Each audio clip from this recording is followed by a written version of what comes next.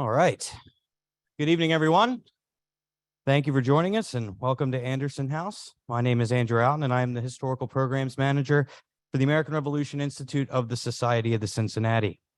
The American Revolution Institute promotes knowledge and appreciation for the achievement of American independence, fulfilling the aim of the Continental Army officers and their French counterparts who founded the Society of the Cincinnati in 1783 to perpetuate the memory and legacy of the American Revolution. In addition to tonight's lecture, the American Revolution Institute fulfills that aim by supporting advanced study, developing exhibitions and other historical programs and tours, advocating historic preservation, and providing resources to classrooms nationwide that benefit teachers, students, and scholars alike. Since 1938, the Society of the Cincinnati has done all of this work from its headquarters right here at Anderson House, a National Historic Landmark that was completed in 1905 as the winter residence of Lars and Isabel Anderson here in Washington, D.C. Tonight's lecture, a program that is made possible in part by a generous gift from the Massachusetts Society of the Cincinnati, features Dr. Stephen Moskey discussing the role of architecture and interior decor in entertaining at our headquarters, Anderson House, from 1905 through 1929. Anderson House stands as a testament to all that was gracious and in good taste and entertaining during the waning decades of America's Gilded Age. An architectural masterpiece based on the English late Baroque period with elements from the French Beaux-Arts tradition, the house was designed as both a splendid stage upon which the social status and careers of Lars and Isabel Anderson could be promoted advanced and as a private home with cozy rooms that afforded comfort and privacy. Tonight, Dr. Moskey describes how the interior arrangement of rooms and spaces in the public areas of the house created a formal system for the seamless flow of guests over the course of an evening's entertainment, and shows through period and contemporary photography how the entertainment function of each of the mansion's public rooms helped determine the couple's eclectic arrangements of items, from their large collection of fine furniture, paintings, and tapestries, to sculpture, porcelain, and the many other items they collected on their travels around the world. And tonight's lecture also appropriately accompanies our current exhibition, Affairs of State, 118 Years of Diplomacy and Entertaining, which is located right behind me and is currently obviously on view through December 31st. So if you haven't gotten there to check it out, I encourage you to do so. Our speaker tonight, Stephen Moskey, is a historian from Washington, D.C., who earned his Ph.D. in linguistics from Georgetown University and has lectured extensively on a wide variety of topics, including Gilded Age collections of Native American art and the French influence on domestic architecture and interior design here in Washington. His research focuses on American cultural history, specifically the second half of the so-called long 19th century, from the Civil War through the Great Depression.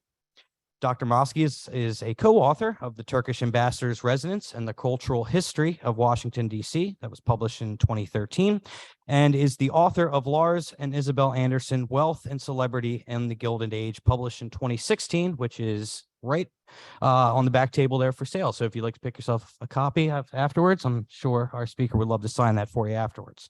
So additionally, in 2013 and 2014, Dr. Moskey also served as a consultant to the town of Brookline, Massachusetts, where he undertook new research on Lars Anderson Park, the site of the former home of Lars and Isabel Anderson.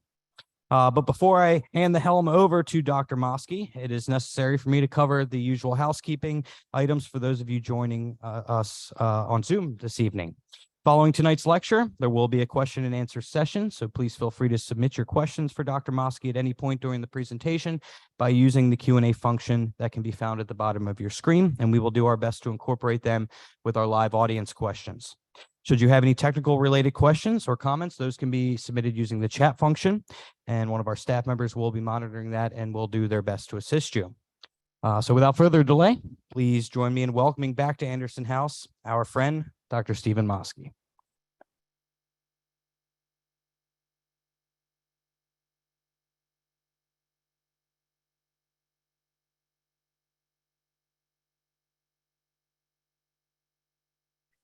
Good evening. It's really a pleasure for me to be back at this podium. I was last here in the fall of 2016 when I presented my book to an audience very much like this one.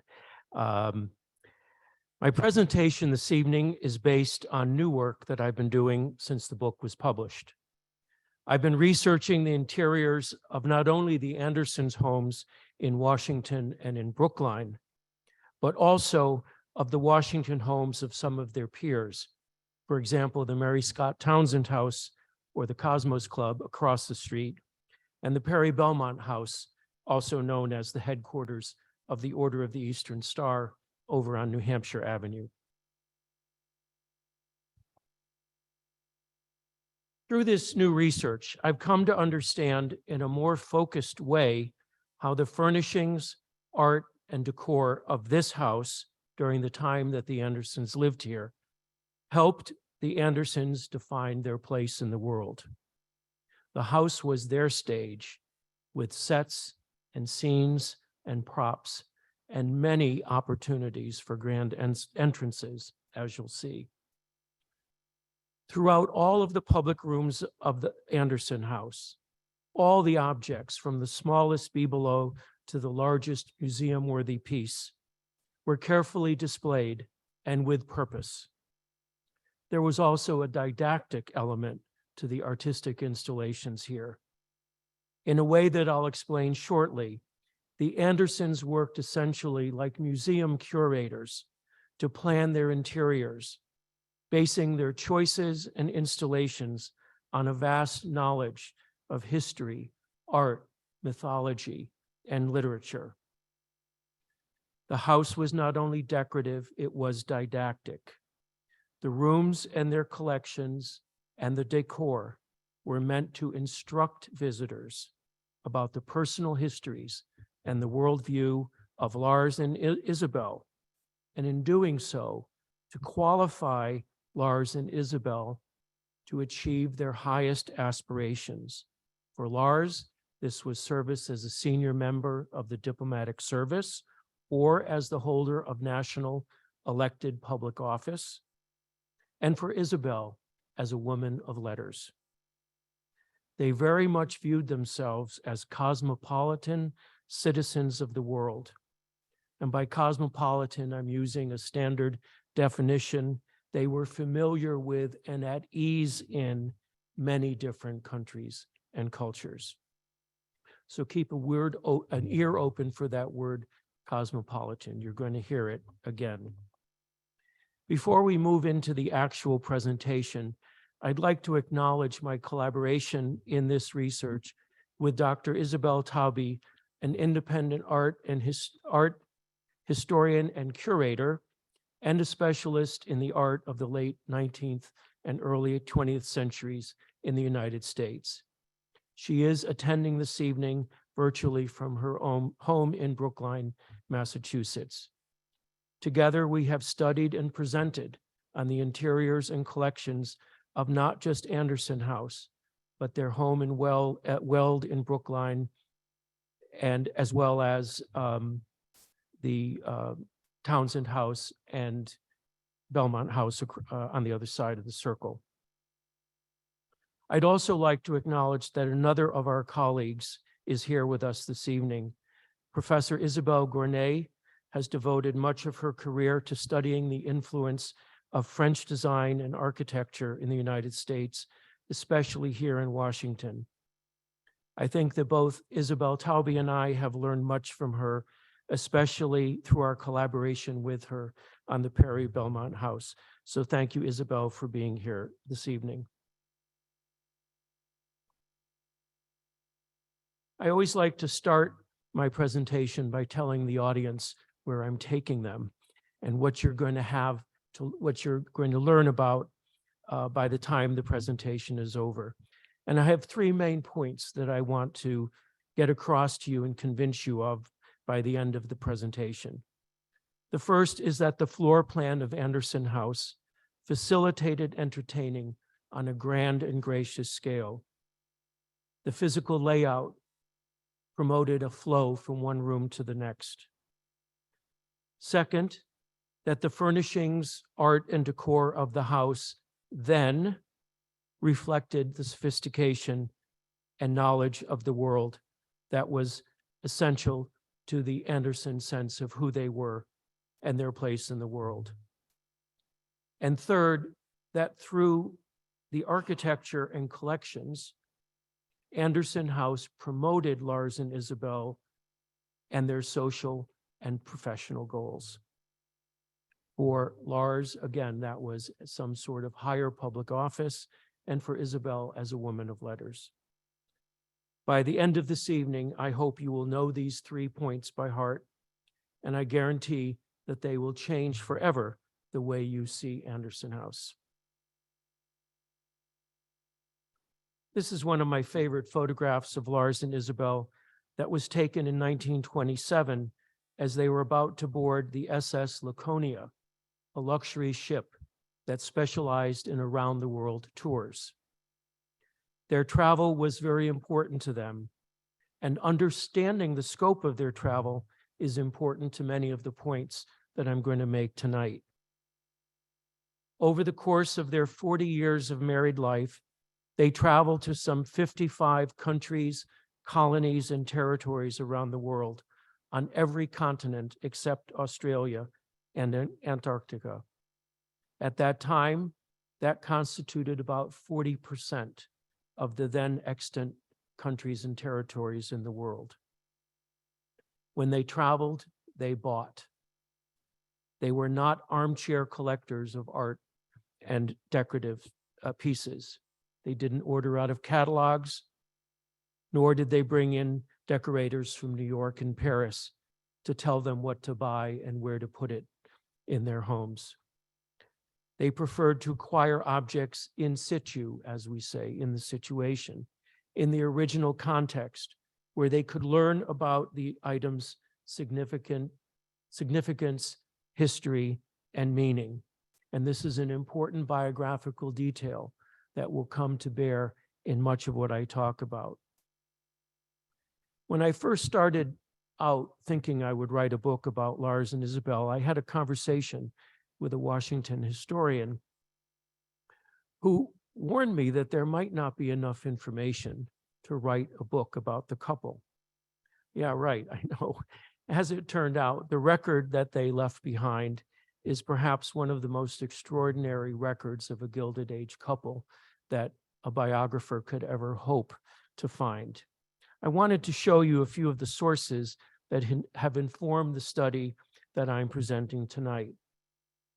First, we have Isabel's many, many books. She published about 40 books over the course of her life, but the books on travel and family history are of particular interest and importance in understanding the collections and in a house like this. We also have 38 volumes of Lars's private journals, kept over a lifetime, begun when he was on a postgraduate tour around the world in 1888 and 1889. I spent about 5 years reading these journals as I was writing the book. I'd like to think maybe I'm the only person who's done that, but I'm not sure.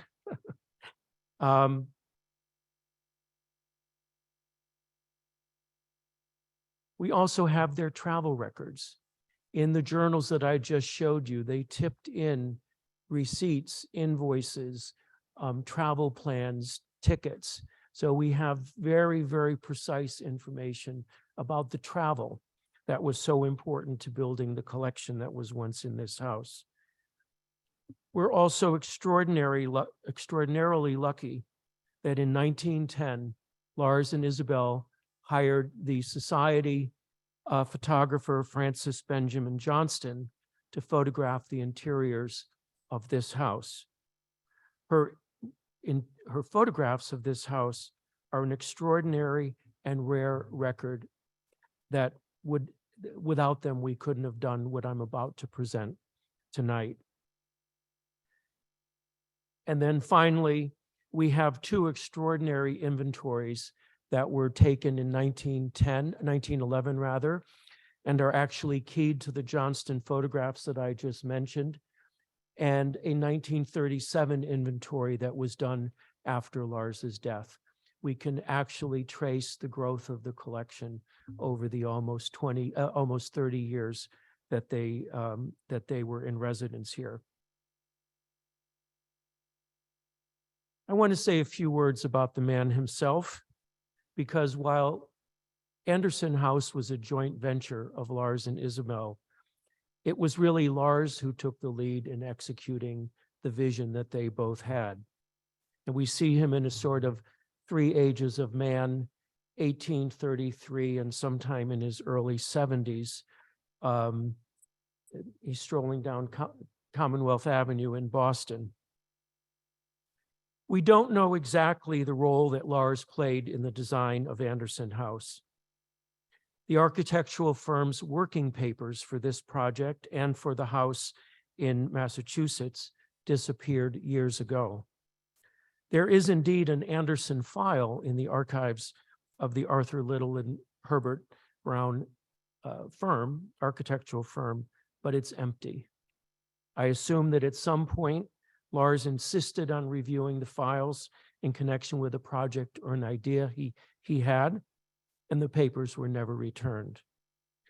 We do know from a few references that his mother made in letters that she wrote to him that he was very involved in some of the engineering and very physical aspects of the house, where to place the staircase, for example, or would the winter garden be 1 or 2 stories. But we'll never know, and it's a great loss that those papers are gone. When Isabel published a posthumous memorial volume of Lars's writings in 1940 called Letters and Journals of a Diplomat, she asked Lars's best friend, Charles Francis Adams III, yes, descended from the famous Adams family, produced 2 presidents and any number of other civic leaders, to write a short essay about Lars that she wanted to include in the book. Of all the things that Charles Adams could have written about, he chose to write about Lars's artistry and how he saw the beauty of the world. And I want to just read a couple of brief passages from that essay. He said, in reference to Lars, his was the mind of an artist, versatile in many ways. He saw the world as John Singer Sargent saw the subject of a portrait. He had the instinct that chose the best in proportion, in form, and in substance.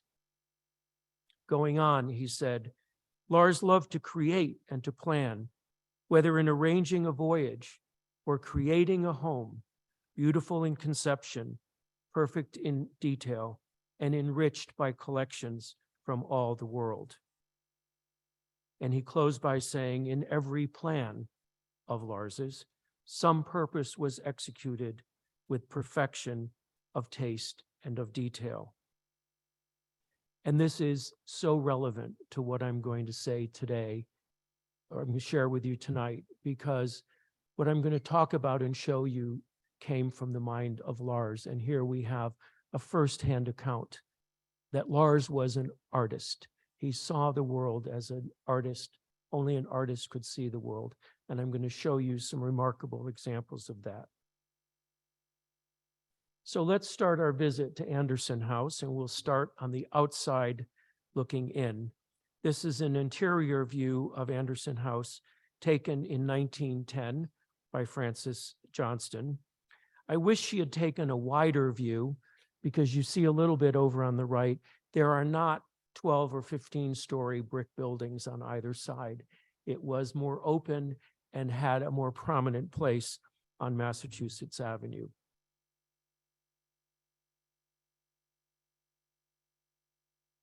Even before Anderson House was built, Washington and the world was curious about it.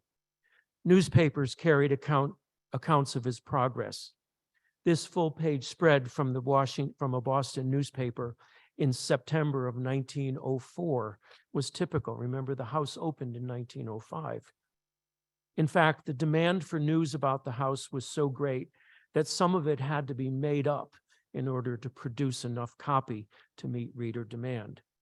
This particular article, for example, claimed that the house would include sunken bathtubs, fireplaces decorated with mosaics, a formal Italian garden out back, and heavy oak mantelpieces throughout the house, inspired by Mary with an I-E, old with an E, England. Lars must have groaned when he read that. When the house was finally completed, no one knew quite what to make of it or how to describe it. Some Washington newspapers regularly referred to it either as a Florentine palace, which you see on the left and which Anderson House obviously is not, or as an Italianate villa. And you see that on the right, and it was clearly not that either.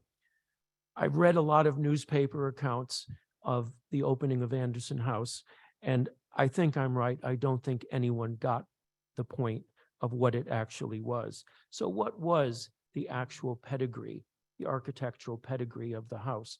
What's in the DNA?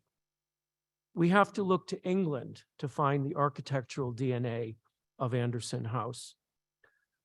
Lars was a lifelong Anglophile, knew England well, had spent time there as a child, and had served for several years in the 1890s at the American legation in London. During those years in England, he was often a house guest at grand country homes in the English countryside, any one of which could have inspired his choice of a quintessentially British look for his Washington home. And there you see how the shape of the house relates to the late Baroque style.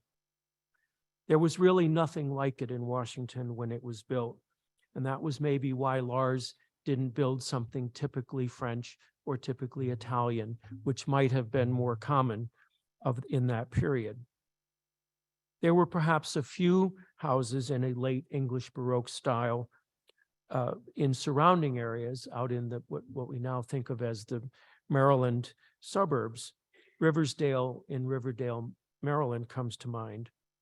But at the time Anderson House was built, I think that this was the only example of this style of architecture in the district proper. That changed in 1927 with the construction of this house, the British ambassador's residence. And this is from the street, you don't see it this way. So many people are not aware that this house and the British ambassador's house are actually very, very similar. So let's go back to the facade of Anderson House. There's lots of British stuff going on here, but I'm going to give you a hint. There's a little French flag up on the balcony of the portico. The 14th chapter of the Society of the Cincinnati is the Society of the Cincinnati in France.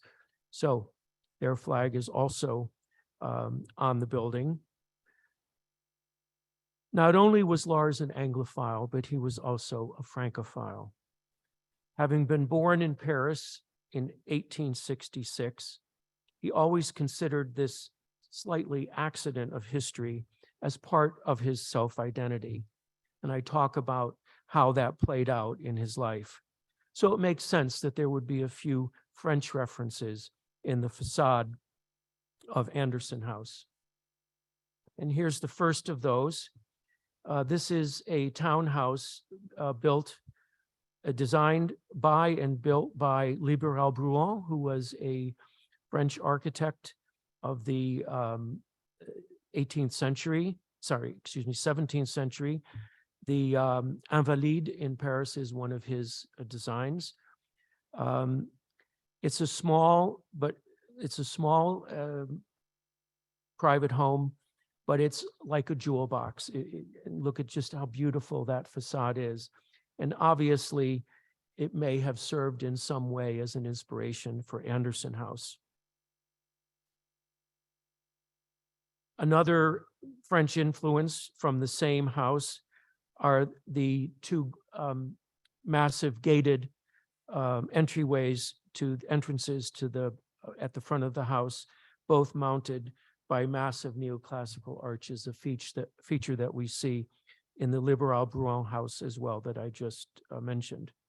So I suppose we could say that the exterior of Anderson House is very British, but it has a bit of a French accent, and that Lars was signaling both his British and his French connections. So let's start digging into the three takeaways that I promised you. The first that I promised is that to show you how the floor plan of Anderson House facilitated entertaining on a grand and gracious scale. And when I say grand, it could be anywhere from 12 to 14 or 15 or maybe 16 couples, a lot of people to move through a house. And as this diagram shows, the layout of the house, the succession of the rooms, allowed a continual flow from the front door all the way through the house. Each room that the guest passed through had a different function. We'll talk about that in a moment. And most importantly, there were no repeats. You didn't have to turn around and go back through a room. Every time you moved forward in the course of the evening, you were making an entrance into another room, which would have a new experience of furniture, decor, art, ambiance. One writer has called this a stately succession of rooms, grand entrances after grand entrances after grand entrances. So that was the easy takeaway. We're going to have to get, I was thinking, should I have a handout? But no, that's too much like school. So there's no handout. The second takeaway, oops. Okay, here we are. The second takeaway is that I'm going to show you how furnishings, art, and decor in the grand public rooms of Anderson House reflected the Andersons' sophistication and knowledge of the world. What we're seeing here is a sampling of some of the hundreds, if not thousands, of objects that the Andersons displayed in the house.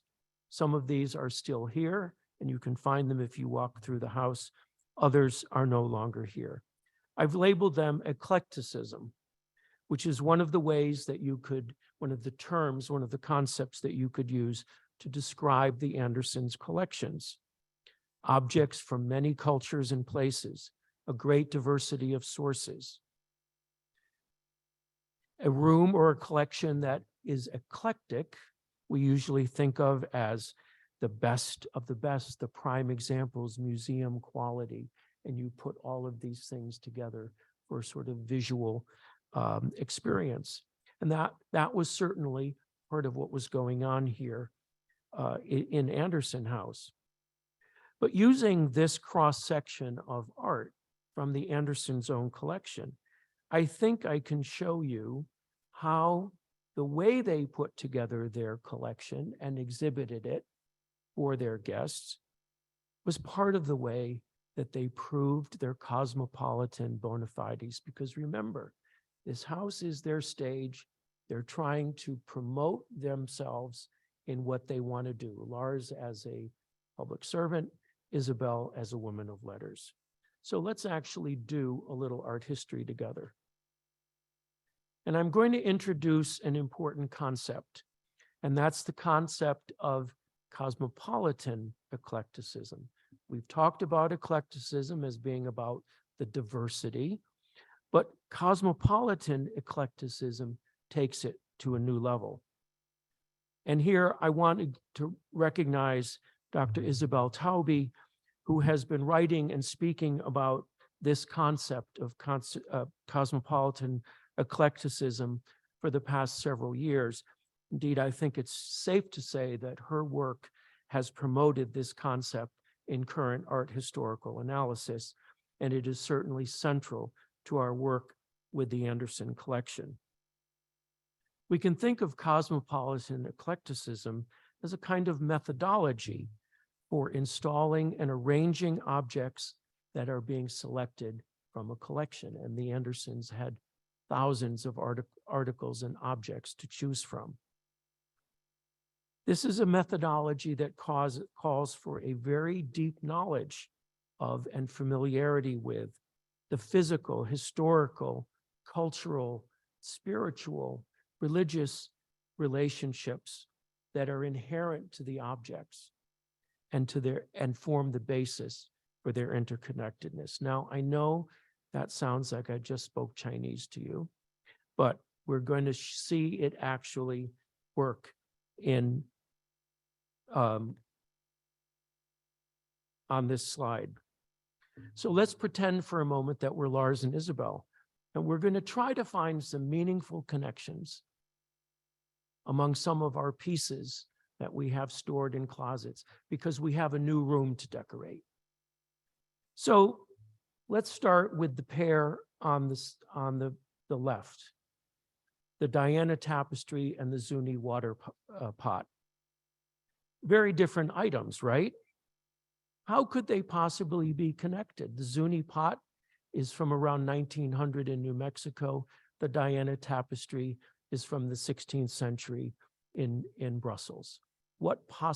How could we relate these two in a display? So, for example, there are both animals in these pieces. On the water pot, there's a deer and there are two dogs. So they're similarly posed. They're alert, their heads are up, they're standing, they're not running. There's a very strong connection in that basis. In some cultures, both of these animals might be thought of as being friendly or fun to be around. Not all cultures might share that, but there are cultures that do that. And then there's also this, oops, sorry. I just spoiled my surprise. There's this red arrow, which is called a heart line. And at a certain level, we can see that that arrow connects to the bow and arrow that Diana is holding. So all of a sudden, and then the third thing, and then there's the deep red at the top of the jar and the deep red of Diana's robe, almost the same color. So look at all of the ways that we can find similarities between these two pieces, even though thematically they may be very different. They're from very different cultures. I'm going to be mindful of the time here and just show one more pairing, and that's this one, the early Renaissance Madonna and Child, painted in tempera on wood, and a Japanese Imari porcelain plate. Now, what possible connections could we create there? We'll look at the surface. First of all, they both have a very similar color palette. There's a lot of very fine detail in both the painting and in the plate. You see a very rich fabric that's almost Japanese-like. And then you have the liberal use of gold on both of the surfaces. So I think I've made the point. I'm not going to take the time to give you some additional, but this is the kind of analysis that Lars went through as he was putting together the decor and the display of objects. Remember, they're trying to position themselves as cosmopolitan citizens of the world. They're very young. Lars is in his 30s. Isabel is in her late 20s when they move in here. They still have a lot of goals and aspirations, and this house is one of the vehicles for getting there. So I see light bulbs going on over a few people's heads, so that's a good sign. So now, forget that you saw what you saw. I want you to imagine that it's 1910, and you're coming here as dinner guests. And so I'm going to take you through the house, and we're going to look at some of the things along the way that you would have seen. And to put you in that mood, you already know what's coming. Yes, all like 3 notes, and I know exactly where you are right now, right? Yes, you're at a 1910 dinner party at Anderson House. There are gowns, tiaras, top hats, white tie, and everyone has brought their cigars and cigarettes because this was a smoking household. So here we go back to the past. You're arriving at the front door. There was no parking your horse and carriage a few streets away and walking over in the darkness. They entertained in the winter, so it would be wet and muddy outside. You were dropped off at the front door, and you were met by liveried footmen who would help you out of your carriage and into the front entrance hall of the house that Lars called the lobby. And here you come into the lobby, and you immediately come face to face with a very large bronze Buddha statue placed prominently in the center of the lobby. And here you have two views. On the left, you're looking east into what is known as the family or the private side of the house. And in the photo on the right, you're looking into the public side of the house. If Lars was trying to send a message, Dorothy, you're not in Kansas anymore, he's certainly done it. I can't think of any other lobby or entry hall in a house of this era in Washington that essentially had its guests arrive in a small Buddhist temple. One of the things that I enjoy about the Francis Benjamin Johnston photos, which by the way are digitized and on the website of the Institute, and you can go and look at them there, is that they were taken on glass plates and they're extremely high definition.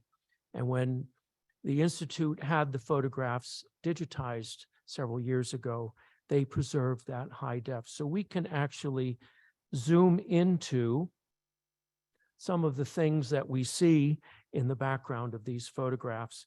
And I wanted to bring your attention to this little guy who turns out to be Lord Ganesha, who in the Hindu religion is the patron of intellectuals, bankers, scribes, and authors. Now, was Lars sending his guests a very explicit message about why they were here? Here we have the Hindu patron of intellectuals and writers. How perfect for Larz and Isabel. All of the objects in the lobby are direct references primarily to Japan and to a lesser extent to India. This was certainly not a random choice. It was a very cosmopolitan choice that was intimately related to the Andersons' biography. The Andersons had taken 2 wedding trips, one to Japan and one to India.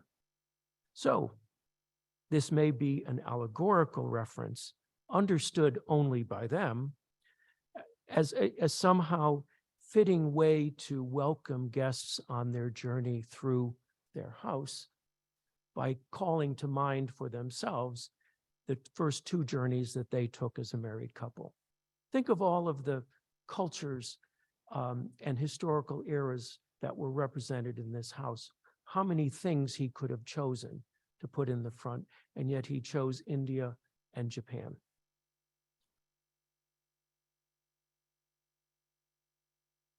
The architectural form of the room itself may also have been one of the cosmopolitan intentions of the room. And this is something that we're going to see in several places in the house. We have Asian, non-Christian religious objects placed in a very ceremonious way in a room that certainly has the architectural form and massing that recalls Christian ecclesiastical architecture. And on the right, we have the papal archbasilica of St. John in Lateran in Rome. Look at the connectedness of these architectural forms. I'm not saying that Lars said, I want the room to look like, but these connections occur and these forms occur, and they allow us to see the genius that was designing Anderson House and the richness that he drew on. I spent 5 minutes in the lobby to just go over my notes. In the library, there's about a 20-volume set on the history of Rome. They were very well-informed people, especially on something like Rome. So where are we now in the house? We're in the entrance hall, and we've turned to the right, and we are about to walk into a room that was called the choir stall room. And here we have some historic photographs from Francis Benjamin Johnston. It's sometimes been said that this room had no real purpose. There were no ceremonies that ever happened. There were no meetings held in there, that it was just a place to get from one room to another. Lars also called this the antechamber, which architecturally is a small room that leads into a larger room, which this does. But look at, there's an interesting feature of this room. Oops. All right, I should have practiced more. We have this Venetian torch, and there were actually two of them, and they were electrified. Okay, so why would Lars have had bare bulb illumination? All the other lamps in the house were lampshades and, you know, very nice lighting. Why would he have put these bare bulbs in there? Well, he wanted people to see what was on the ceiling. And here we have a color photograph taken in 2015 by the art and architecture photographer Bruce White, who photographed this house for a book that he did with the architectural historian James Good.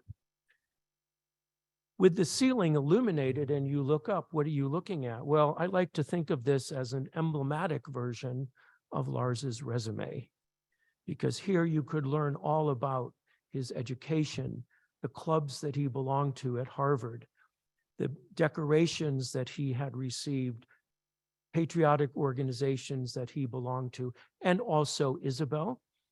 But I think you could call this the resume room or the bragging room. You were on your way to an event, and it was to make sure that you knew who your hosts were. And I have here a closer and better illuminated view of the ceiling.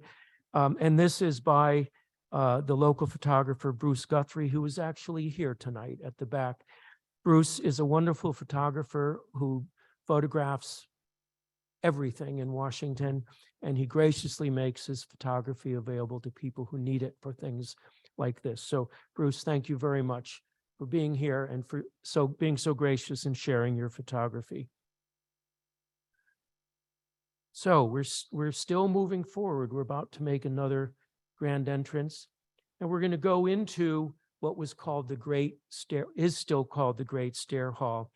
And I like to think of this as the hats and coats place. It was where guests could remove remember they're here in the winter, so they're all bundled up. The hall provided access to ladies and men's lounges, so people could go off and fix their hair, have a cigarette, do whatever they needed to do before they went upstairs for the main event. And here's a view of the Great Stair Hall. It was more than just a place to take your coat and hat off, though. It was a visitor's first look at the collections of Anderson House, maybe in a little simpler, less overwhelming way than they would experience upstairs, but it was nonetheless their first introduction. And I like to think that sometimes there were hundreds of people here, that this was all heavy stuff that couldn't get knocked over in a crowd. And here's some more examples of the pieces that were displayed. Around the walls of the room, and you can see this still today, the walls were painted in a grisaille trompe-l'oeil technique. Grisaille means gray tones, and trompe-l'oeil means fool the eye. This is a method of painting in grays and monochrome tones, usually used by the artist to imitate three-dimensional surfaces, sculpture, architecture, and other objects, as we see here in this slide.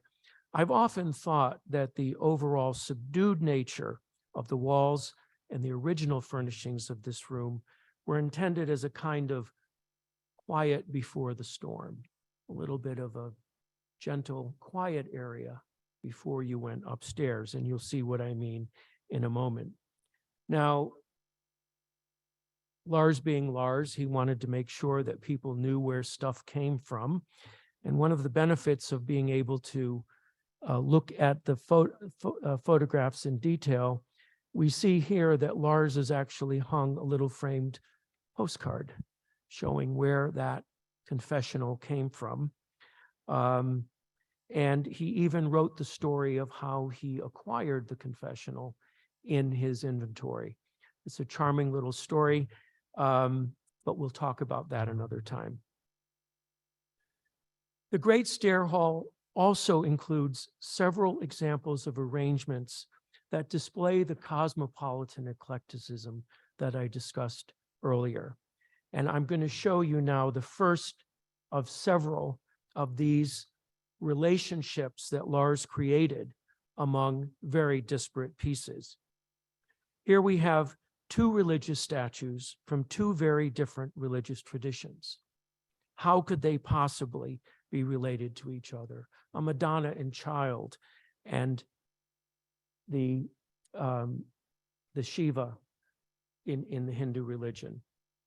Well, Lars saw a relationship between these, and first and foremost, he made sure that they were on a sight line to each other. There were dozens and dozens of pieces like this in the room, but he chose to put these two on a visual sight line with each other. And looking at the photography of Francis Benjamin Johnston and knowing the room, which is still the same, the columns are there, you can actually plot out the sight line that exists between these two pieces. But there's a lot else going on between these two pieces. We have role reversals in gender. So we have a seated female and a seated male. But on each of them, there's a smaller male figure seated on the woman's, the Madonna's knee. And although you can't see it, Parvati, Shiva's wife, is supposed to be sitting on his right shoulder. So here you have these relationships of gender. You have a Christian saint with a Christian deity, and you have a Hindu deity with his wife. By the way, Lars noted in his 1911 inventory that the missing pieces were in Isabel's dress closet. And I love finding those little details of domestic life when working with Anderson materials. The piece is still in the house. It has been, Parvati has been reunited with Shiva. Pieces have been put back together, and it's currently on display in the long gallery upstairs. When you look at sepia tone photographs, you wonder, what were the colors like? What was going on there? What do we know about color? Certainly we see flowers. We can imagine what flowers they might have been. But there was, in fact, a very subtle color scheme going on in this room. And we know this because in his inventory, Lars described that these were velvet coverings that he had bought in Spain, and he describes them as being an old rose color. So immediately we can get a sense of what this room might have looked like. And then we also have these tobacco jars. So we can superimpose those images in color over the Johnston photograph. And all of a sudden, we start to get a sense that this was a very colorful, alive room. And remember, guests are arriving in the middle of winter. The Andersons were here January, February, March, maybe as late as April, depending on when Easter was. So we can do these coloring, this coloring of the columns, and then we can start to look at other things in the room that are still there. There's marble, there's floors, there's fireplaces, there's the grisaille trompe-l'oeil painting. And all of a sudden you see this monochrome base that has very bright, light pastel colors superimposed on it. It gives you a sense of what the room might have looked like as a guest arriving in the midst of winter. Well, now it becomes time for the real. I'm running out of time, I'm sorry. I'm just going to cut ahead a little bit here. You'd arrive at the bottom of the staircase, and already you're getting a sense of what lies ahead. You're leaving this monochromatic, understated room behind you, and you're going up the stairs where you're starting to see a profusion of color and more light and airiness. And you enter a room that is known as the key room, although the Andersons called it occasionally the Cincinnati room. And reaching the top of the stairs, they would enter into this room, and Lars and Isabel and the guests of honor would be waiting for them. And here we have this almost the same view in a color photograph by Bruce White. It was through these murals representing the Revolutionary War, the Civil War, the Spanish-American War, that Lars educated his guests about the place of his family in the course of American history, almost the first 100 years of American history. But in this room, you also have other things going on. You have a collection of exquisite pieces of Japanese lacquerware that are on display in the glass top tables. And we're starting to find ourselves in another East meets West situation, like we had seen in the front lobby. We see Asian art being set into a Western architectural frame. But not only did these Japanese pieces relate thematically to Lars's diplomatic aspirations, he ultimately ended up serving as American ambassador to Tokyo, but they relate to the artistry of the room itself. And let's take a quick look at the ceiling, and this is a photograph by our friend Bruce Guthrie. This painted and gilded plaster ceiling is perhaps one of the most magnificent in Washington houses of this era, at least that I'm familiar with. And I think that this ceiling relates directly to the objects that were displayed below. Gold-toned, gilded Japanese lacquerware boxes. And it's almost like I'd like to float those boxes up to the ceiling where they could become part of the decoration. So Lars is juxtaposing the gilded lacquerware with the gilded work of the ceiling, and he's connecting the two, and he's bringing the Japanese boxes into this otherwise very, very American room. The ceiling is actually an allegory to the glory of the American Republic. I don't have time to go into, didn't plan to, and I certainly don't have time now to go into it. But he's creating this connection between one of his true loves beyond Isabel, which was Japan, a career aspiration, and the inherent design of this room. There's another, perhaps even more dramatic way that East meets West in this room, and I want to draw your attention to this figure over here. This figure disappeared. It is not in the 1937 inventory, so we don't know where it went. But Lars describes it as an old Japanese bronze figure of the goddess Kannon, who was the goddess of mercy and forgiveness. And she's standing on a lotus leaf that forms a boat.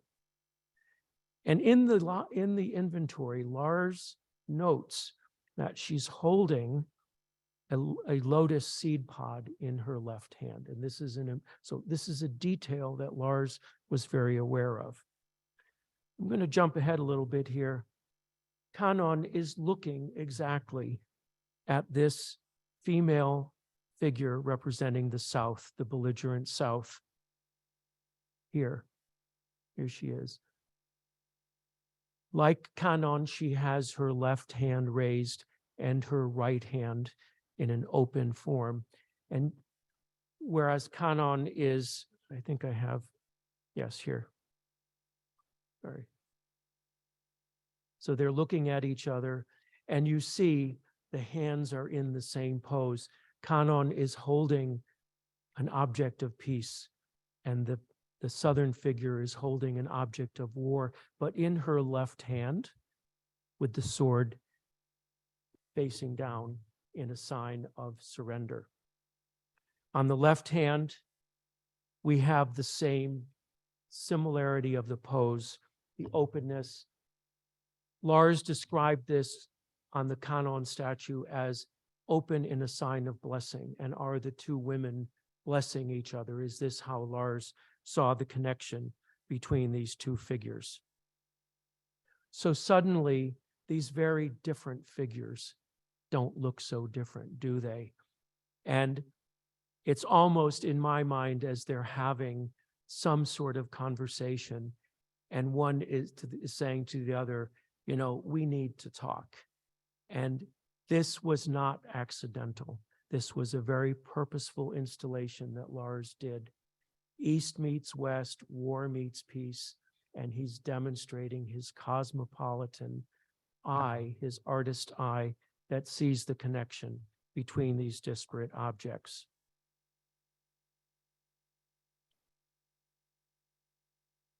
Let's quickly go into the French room, the first of two drawing rooms where guests would have cocktails and mix and mingle and get to know one another.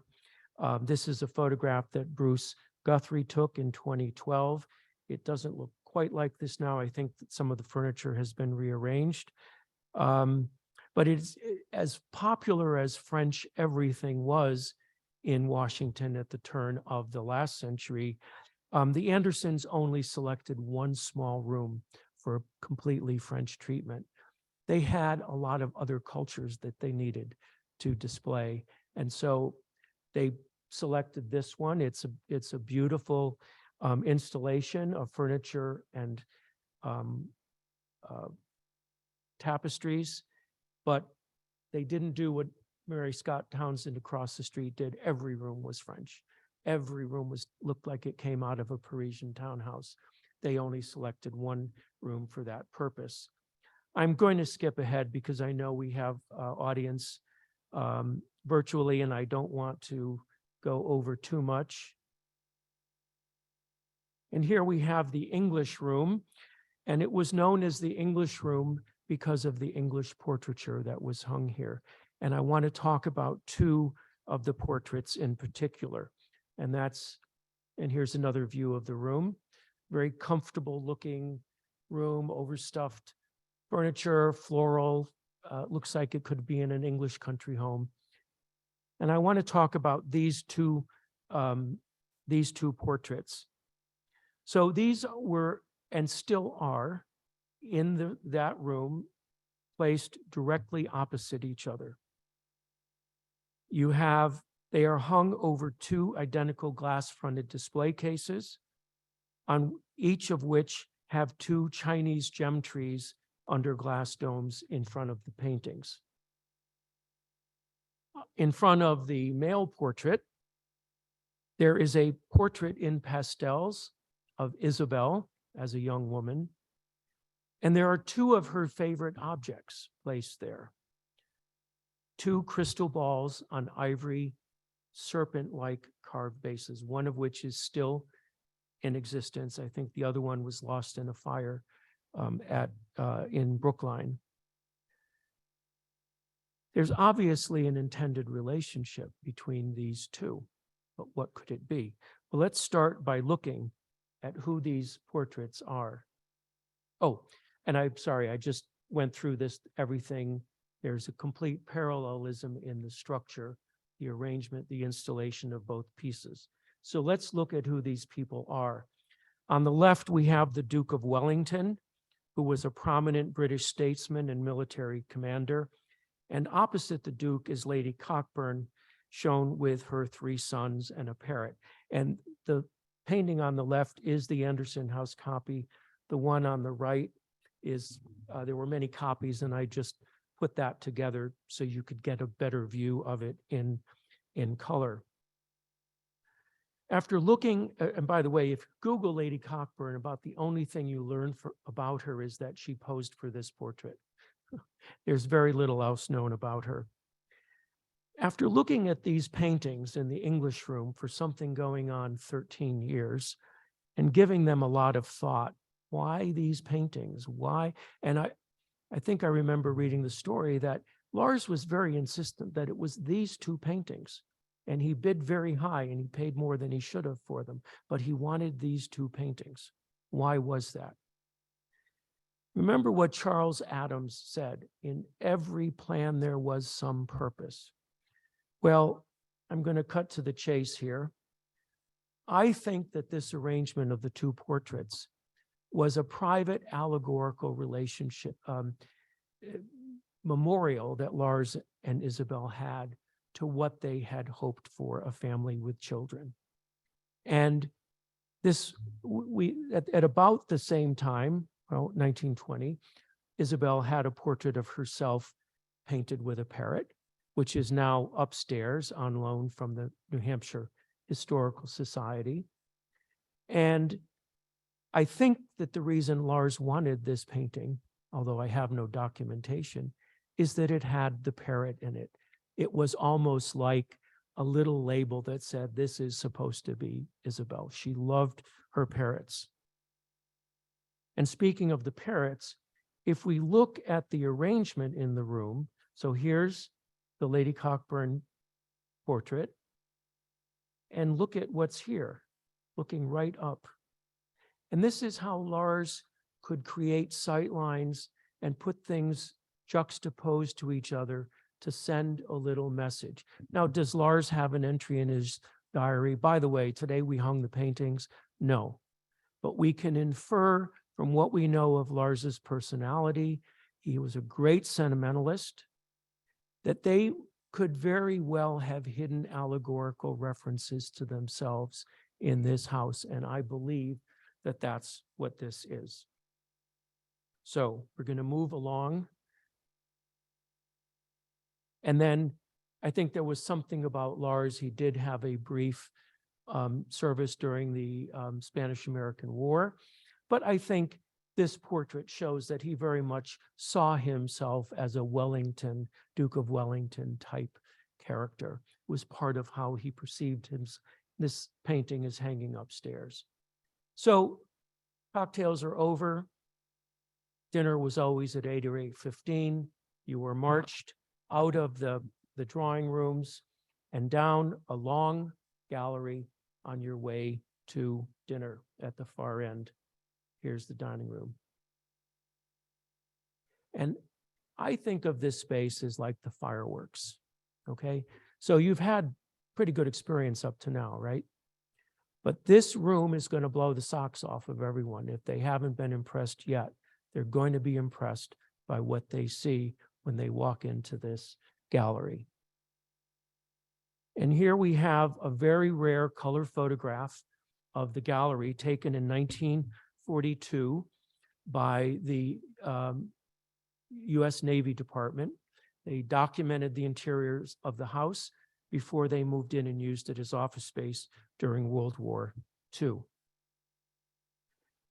And what you're seeing here is exiting the drawing rooms and walking into the long room.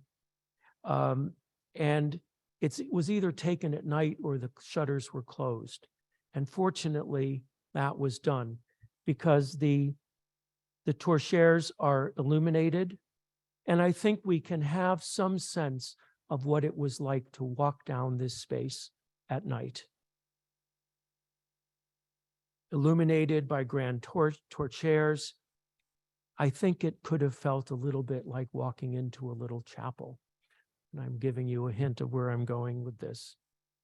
Let's look at one of Johnston's photographs of the room taken in 1910 in daylight. And I want to draw your attention to the arrangements of furniture and art along the long wall, up and down here. At regular intervals, there's a large piece of heavy floor furniture that has objects placed on it and near it and around it. Since many of these arrangements include liturgical and religious objects, vestments, statues, reliquaries, it's almost as though Lars has created a series of shrines or devotional stations or little altars along the room, along the length of the room. And you find brocade priest vestments and religious garb, Asian silks, framed or hanging on stands. So the religious component of this room is very strong. And it was a way to organize and create focal points for the visitors. There's one, and this is going to be my final point, there's one arrangement that I want to draw your attention to, and that's this one. And before I say much more about this, I want to acknowledge that my colleague Isabel Taube has the one who's done the analysis of this installation. So what I'm about to share with you is her work. And it is an extraordinary example of cosmopolitan eclecticism as I've defined it. So let's look at the installation, and we have another 1942 color photograph on the right here, and then Francis Benjamin Johnston's sepia-toned photograph of 1910 on the left. The central piece in this arrangement is a Madonna and Child by the master of San Jacopo a Messiana, an Italian artist of the 14th century. It's executed in wood panel and on wood panel in tempera and gold. The piece was deaccessioned and auctioned in 2000. So we know from the catalog that it was 45 inches tall and 25 inches wide. That much bigger than it looks in the photograph. And that's because it's overwhelmed by the size of the tapestry. At the left of the painting, and here, I'm sorry, here is a more close-up view of the painting that's taken from the auction catalog. At the left of the painting, a piece of larger tapestry still installed in the gallery today shows the goddess Diana stringing her bow while a hunt is in progress in the distance. Diana is the patroness of the countryside, of hunters, of crossroads, of the moon, and perhaps significantly for the Andersons, the goddess of childbirth. She is shown with her arm outstretched as she is resting her bow, a pose that is significant in the analysis of this installation. Below the painting, resting on top of a 16th century walnut marriage chest, is a tachi that Lars described in his 1911 inventory as an elaborately carved Japanese ceremonial crescent-shaped sword with an ivory handle and scabbard, with scenes of gods and goddesses, sacred animals, dragons, and large trees. As Dr. Taube notes in her analysis of this arrangement, the sword elegantly underscores the painting and visually connects the bow to the sword.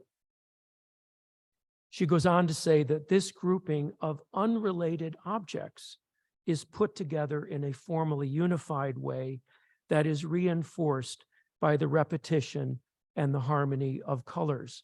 And we have colors in the tassels that are attached. We have color in the tapestry and in the painting itself. It's as if it's all of a piece, that they were designed to be brought together. This is the final view that I have of the gallery.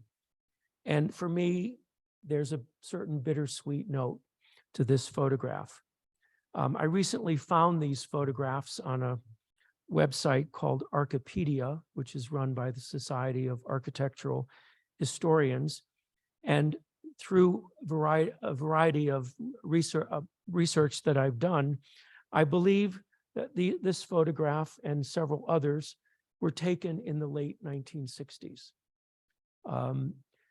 Some of these some of these photos were published in a book in 1970. And in the late 1960s, I was an undergraduate, and I many times walked up and down Massachusetts Avenue right by this house, and I never came in. But had I come in 1968, this is probably what I would have seen. The tachi and the wedding chest and the tapestries are all still in their same location. The fact that in 1968 or thereabouts, an installation that Lars personally designed and installed was still there is sort of mind-blowing to me. And the Madonna is still there. She's been moved to the far end of the hall, perhaps to protect the tapestries, to keep them from becoming, marked by fading. But it's a remarkable reminder of just how long and persistent these installations were that Lars and Isabel created so long ago.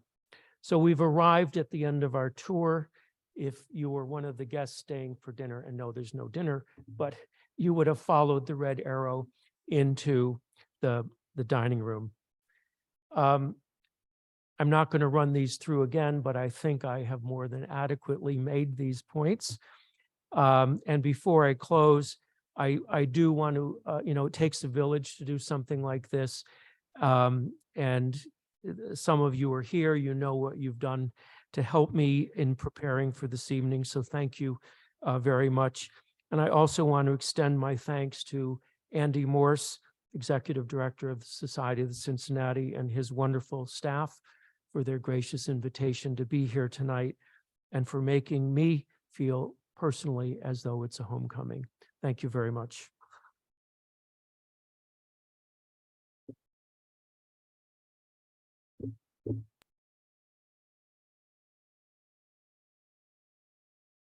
So we're going to do some Q&A now. And someone is coming around with a mic. Yes. This isn't so much of a question, but it's more of an observation. When you were talking about the early Renaissance Madonna and Child and the comparison to the Japanese porcelain piece, it struck me that both pieces employ very precise figuration against an abstract background. And the interesting thing is the reversal in the Japanese piece of using the gilding as a figurative device, whereas the early Renaissance piece offers that as the abstract background. And the porcelain piece offers white background as the abstraction. So it just seems like there's even another layer of this kind of sophistication going on in that. I just wanted to share that with you. Thank you. And there are dozens of these things happening in the house while the Andersons lived here. I just had to pick a few of my favorites. We have a question over here. Could you use the mic, please, so that I was also fascinated by the floors, because you've got parquet floor, but you've got a lot of marble floors, which have very interesting patterns. And that's kind of unusual also in Washington to have this mixing. And another point I was, when you, some of the paintings seem to be a follow-up on the Library of Congress. The decor of the Library of Congress seems to, I was just wondering if Anderson tried to create some kind of continuation of the Library of Congress iconography in his own realm of the house. I mean, so the question was, does the iconography of this house that he was confident enough to be able to go into those murals, which you don't find in other houses. Right. And that, if you think of where they were in Washington prior to Anderson House, you've got to go back to the Library of Congress.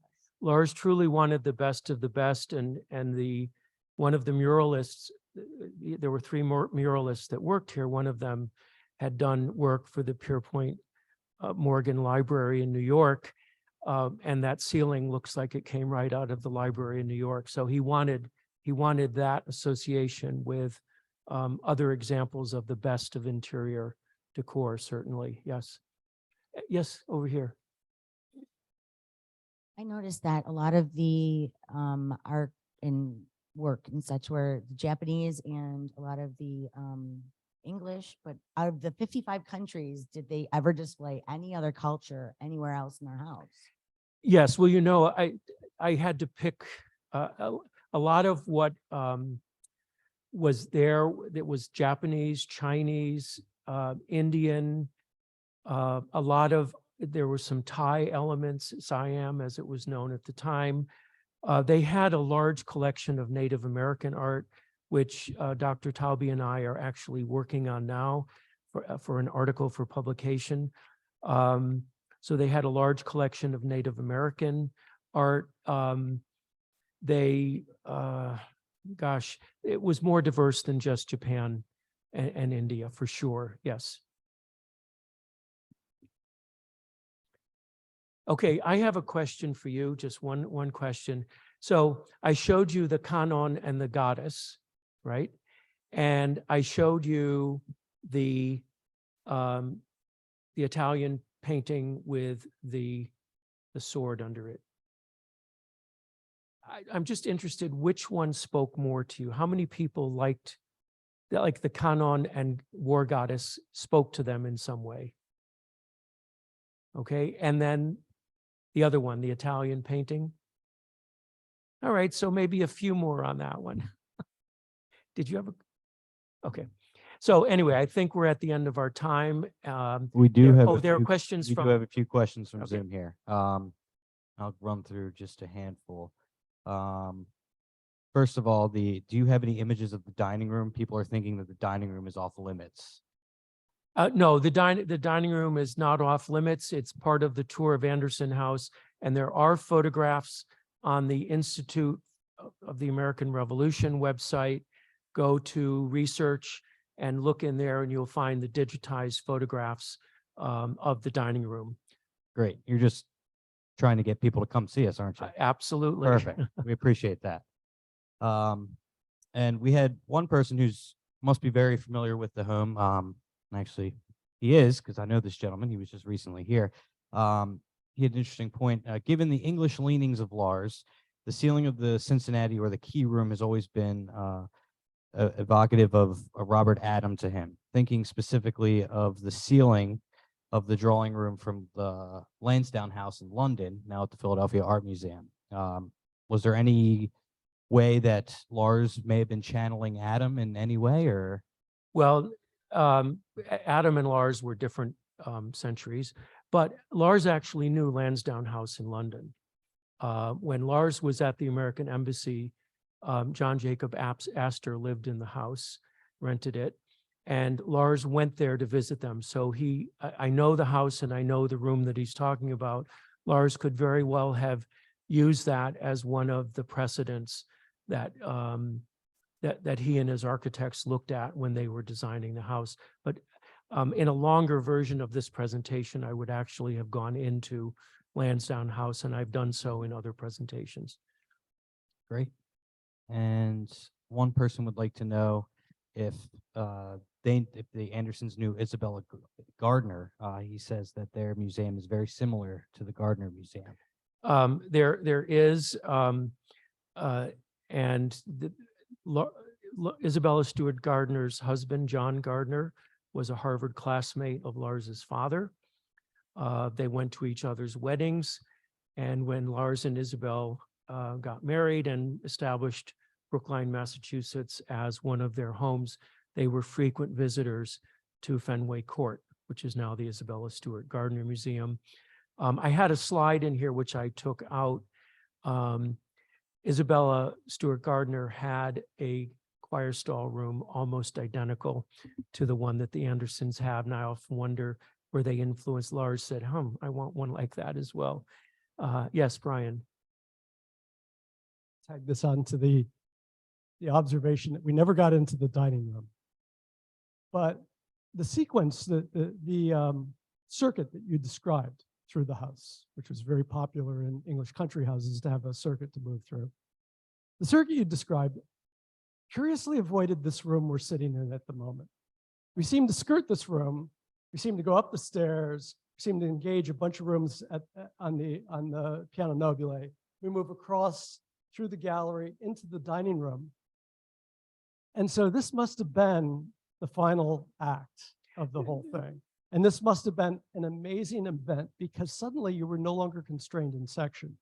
Suddenly you had a space that was a double-story space, a grand space, and perhaps not expected because of the way in which I've always been thwarted by that, what it was called the lobby, what I would call a foyer, by the way in which that redirects you laterally and denies you this room. And I had never realized that the circuit, this was the culmination. After dinner, you would descend this staircase to this room that they called the saloon. They never gave a ball with dancing that I know of, but they would have a musical entertainment. There would be, as I like to say, coffee, cordials, and cigarettes. The room would be furnished like a living room, and other guests could join the party at that point. Another dozen or so couples could arrive for entertainment that went late into the evening, and maybe a late evening dessert buffet with live music and entertainment. But yes, you're exactly right, Brian. And then you just would exit here, get your coat and hat, and be right out the door. So are there any other questions online? Yes, where can people at home purchase your book? I know we have some here, and we do sell them to locals here that come into Anderson House, but where can they buy them? Well, I'm gratified by that question. The book is available on Amazon, and it's available on, I think, 2-day delivery. So that's the easiest place to get it. And if you're Amazon, no, I shouldn't say anything about Prime, but go ahead. Yeah, So that they Amazon is the best way to get they it. order within 3 hours, they can have by Thursday, basically. right? Possibly, yeah. All right, good, perfect. All right, well, Dr. Moskey, I want to thank you very much for Thank coming. you. Thank you, everyone, for attending. Thank you at home, for those of you watching on Zoom, and of course, for your continued support of our mission. So get home safe, and we'll see you next time. Thanks a lot.